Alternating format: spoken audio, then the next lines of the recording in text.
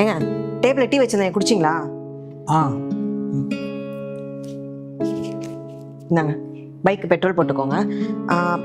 எனக்கு ஆஃபீஸ்க்கு டைம் ஆயிடுச்சு, நான் கிளம்புறேன். நீங்கள் பேங்க் போகும்போது மறக்காமல் சாப்பிட்டு போயிருங்க, சரியா?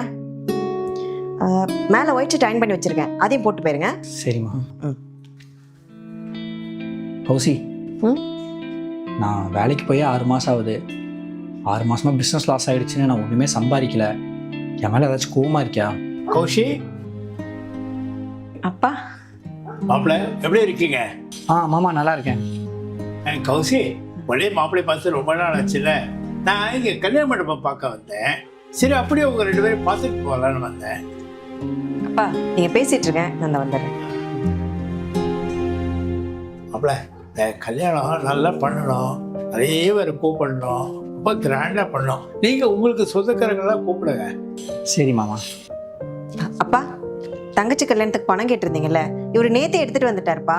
நல்ல வேலை நீங்களே வந்துட்டீங்க. ஏங்க கொடுங்க. அது ஏன் பணம்? கொடுங்கண்ணா. இந்தாங்க மாமா. மாப்பிள்ள, நீ எவ்வளோ சீக்கிரம் நான் திருப்ப முடியுமோ திருப்பி கொடுத்துறேன். ஐயோ, நீங்கள் பொறுமையாக கூட கொடுங்க மாமா. அப்பா நீங்கள் மேலே போய் ரெஸ்ட் எடுங்க, நான் சாப்பாடு எடுத்துகிட்டு வரேன். சரிம்மா. என்னடி நடக்குது? அது ஏன் பணமே இல்லை. இப்போ என்னங்க, இப்போ சொன்னதில் என்ன ஆச்சு? அது உன்னோட பணம் தானே, உன் பணம்னு சொல்லி கொடுக்க வேண்டியது தானே. என்னங்க இப்பெல்லாம் பிரித்து பேசுறீங்க? எப்படிங்க என் மேலே கோவம் இல்லையாலாம் கேட்குறீங்க? கல்யாணம் ஆன புதுசில் நீங்கள் தானே எல்லாத்தையும் பார்த்துக்கிட்டீங்க.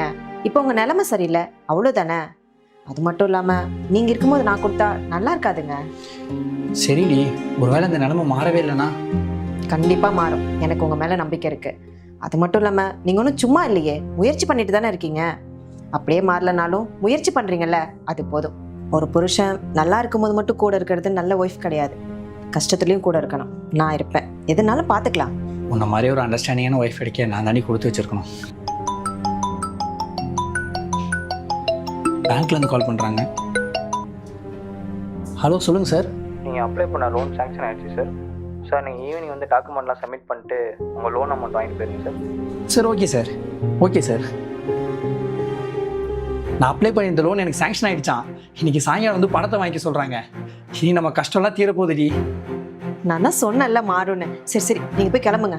சரி ஓகே.